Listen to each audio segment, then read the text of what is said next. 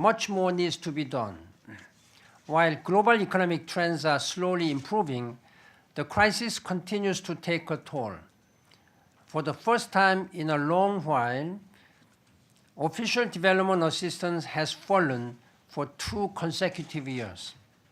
The Doha round of multilateral trade negotiations remains at an impasse. Many more developing countries are in need of debt restructuring. Essential medicines often remain unaffordable and hard to find. Access to new technologies remains limited in developing countries. Donors mostly must urgently reverse this downward trend.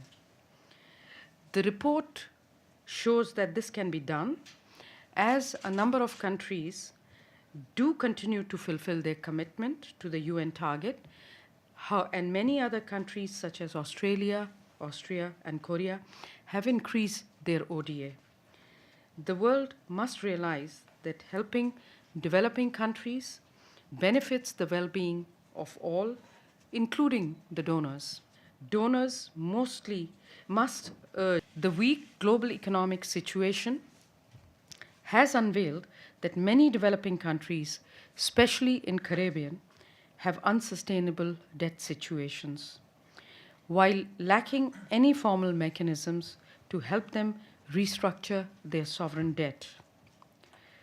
The task force that prepared this report recommends that the United Nations convoke an international working group to study options to enhance the international architecture for debt restructuring. Second concrete recommendation. There are a bit too many things where things are not going enough in a positive direction, and a bit too many areas where we are in fact backsliding.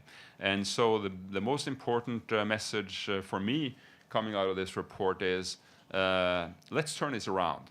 Let's stop this erosion. Let's stop this backsliding when it comes to aid commitments, certainly commitments to the least developed countries, and show that we're serious about this global partnership for the last 2 years till the milestone of 2015. All these tasks are attainable.